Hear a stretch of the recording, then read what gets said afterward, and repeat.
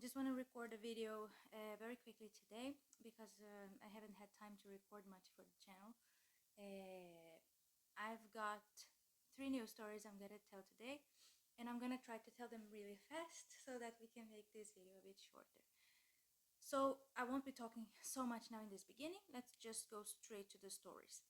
The first story that I'm going to share is something that I actually got reminded by my sister of, something that happened to us when we were, it was some years ago. I think I was 22, 20,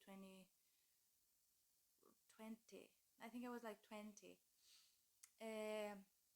We were coming back home from a concert in church, and it was late at night, so the streets were very empty. We used to take the bus in one bus stop, but that day we had to walk to another bus stop.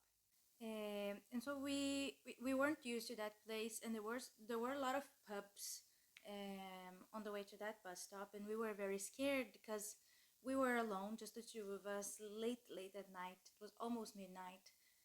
We were afraid that we wouldn't take the bus on time because last bus would come around midnight. So we were scared, but we had to go home, so we started walking. And when we came close to a bar, there was a lot of people sitting outside, but we got really afraid because it was a lot of men, and especially in Brazil, it's a very dangerous place, especially for women. So it's kind of, you get scared in a situation like that. So we just looked at each other and we understood what we were supposed to do, which was we have to pray for our guardian angels to make us invisible. And I don't know how we knew what we were thinking, but we just looked at each other and kind of just, agreed without saying a word. And we passed through those men. They were sitting in the pub there. We passed through them. They didn't even look at us. And that's very unlikely that two girls are going to pass in front of a bunch of men that are either drunk or high. They looked like they were out of their minds. They didn't even look at our faces. So we were very thankful. That was already, for us, it was like we're protected here. But then we got to the bus stop, and there were two people sitting there, a guy and a woman. They were also holding Bibles and stuff, so we knew they were coming from church too, from our church, because in that parish we actually used Bibles. And then one of them, the woman, she left first, and then we were behind with the guy. We didn't talk, but when the bus came, he took the same bus as we did, and that's pretty normal because it was a very popular place. And then when we got to the bus terminal, the three of us came down, and then he started walking in front of us to get the next bus, and he was gonna take the bus we were gonna take as well. So we started just like, we were just happy for the coincidence, so we just started talking to him then. And he was saying, oh, you're going to that neighborhood, and it's a huge city, so he could have gone anywhere, but he went to the same place as we did. And we were like, oh yeah, what a coincidence, that's really cool. We're going to the same neighborhood, that's awesome. And then we started talking. He said he had been in that parish for a long time, that he knew the priest, but we had never seen that guy there before. It was not someone we had seen before.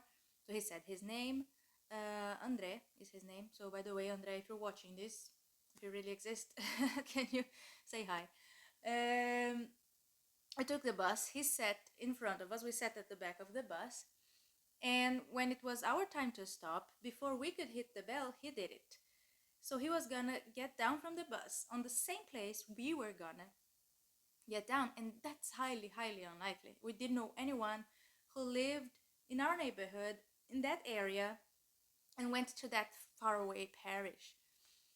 And so we were just happy again and laughing about it, like, you're coming down here as well. And he did. He crossed the busy road with us. There was a very busy road that crosses states. And then he went down to our street. And he left us in front of our house, and we said goodbye, and he continued walking down the street, saying that his house was down there. And we were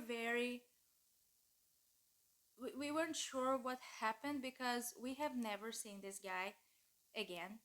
We never saw him before. We never saw him again in the neighborhood. We knew everyone, at least you've seen everyone. At least we grew up in that neighborhood. We were born there. So we knew everyone. We went to school there. And we never saw that guy before. We've never seen him again in the parish or in the neighborhood. So for us, it's like it was an angel. I know it sounds crazy when you say that, especially nowadays. But for us, it was very, very weird because that person just didn't exist before, didn't exist afterwards, as far as we know. So I just thought that would be an interesting story. Well, the second story that I'm going to tell is a dream my sister had a few nights ago, and she sent it to me. She asked me to put it in the video, to put it in the channel. So she said that she was sleeping in her bed. She's in Brazil, and she was in the dream that she's not sure if it was a dream or not, and you're gonna know why. She said she was lying in her bed with the window open, the window next to her bed, and she could hear voices talking outside, and it was her guardian angel and some other angels, and she couldn't see them, but she heard them and she knew it was them. And they were just talking about some themes that are happening nowadays in Brazil, some communist, because there is this communism threat, and so they were talking about this and about some other relevant topics that she doesn't quite remember right now, but at the moment she knew what they were talking about, and she was just listening to this conversation. She was very interested. She was just paying attention, and while she was turned to the window listening to this, one of the angels said, "Watch out, the boy's gonna fall." And so when she looked to her side, her son was almost falling from the bed, for real. And then she took him, because he was sleeping with her. She took him, and that's why she's not sure if that was a dream or not. It's a very short story, but it's like she is a bit unsure because it didn't feel like she woke up to take him. She felt like she just turned around and he was really falling from the bed. So it's an interesting story. Was she dreaming? Was she not dreaming? I don't know. So today is the day of mysteries here in these stories because once again, I don't know, but it's quite interesting. The third story is a family tradition that she told me. Today it's a compilation of stories my sister told me. And she said it's a family tradition that she just got to know that our family has, and we didn't know about it until now. My grandmother told her that her grandfather, he made a promise to Our Lady, and he was gonna celebrate her feast on the 12th of October every year. That's the day of Our Lady of Aparecida, which is the Brazilian version, let's put it this way. If you're not a Catholic, that may be a bit confusing, but every time Our Lady appears somewhere, she is called as Our Lady of that place. So Our Lady of Aparecida appeared there in Aparecida in São Paulo. And so we celebrate her feast on the 12th of October. It's a holiday in Brazil. And he said that if whatever promise he made, we don't know what it was, but if that happened, then he would celebrate her feast every year. He was going to invite friends and family to pray the rosary. And so he did it. So something, whatever he asked for happened, and then he started celebrating this feast every year. But then he died. And one neighbor, after he died, maybe 8 years later, I think, she was just by the river washing some clothes because that's how they did it at the time, when he appeared for her. And he said, "Tell Joanna," which is his wife, "tell Joanna that she is not fulfilling the promise." And the neighbor was a bit like, "Oh, should I go and say that? Because, I mean, she's probably going to think I'm crazy." But she did it anyway. And when she got there, she said, "Look, I saw your husband and he told me that you're not fulfilling the promise." And she said she knew what it was and that it was true. She wasn't fulfilling the promise. She hadn't been fulfilling the promise, but she was going to start to. And then she really did. She started doing it again. And this feast was just growing and growing. So it passed on to our great grandmother, my grandmother's mom. In the beginning, she didn't do it because she was very, very poor. She didn't have the means to make such a big feast. But then, when things got better, many years later, my grandma was already a grown up. She started doing it again. And so they would invite people, a lot of people would come, and this feast was very big. Um, And then before she died, she passed the burden, let's say, to her son. She said to him to continue doing it, her son who lived there. She said, continue doing this feast every year. And he said, okay, and he really did. So she died, he took over, he started doing this feast every year, and it just grew very, very big. Just a lot of cars.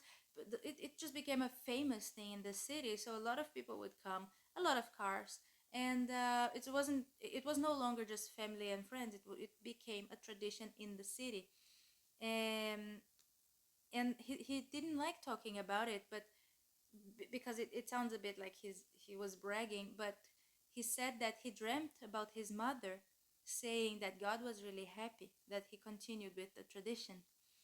And so he passed away a couple years ago, and he left the tradition to his wife, who is also called Joanna, and she's still doing the feast. So his daughter sent my grandmother this video of him of the feast, of what they're doing now and how big it is. It's a lot of cars. It's a huge party. So it's very interesting to see how this small family tradition grew and how these messages were sent from beyond, how they came back to ask to fulfill promises. And that's a very common thing, actually, a common kind of story that I've heard from my family since I was a kid, that people who had made promises in when they were alive, they would come back to ask the living to fulfill their promises if they died before they could fulfill it, or something like that. Or if it was a promise like this kind of thing that has to happen every year. It's quite interesting. So I just want to share these fast stories with you today. I hope this doesn't become a long video again. Thank you so much for watching. um I will really try to post more often. It's just very hard, but I'll try.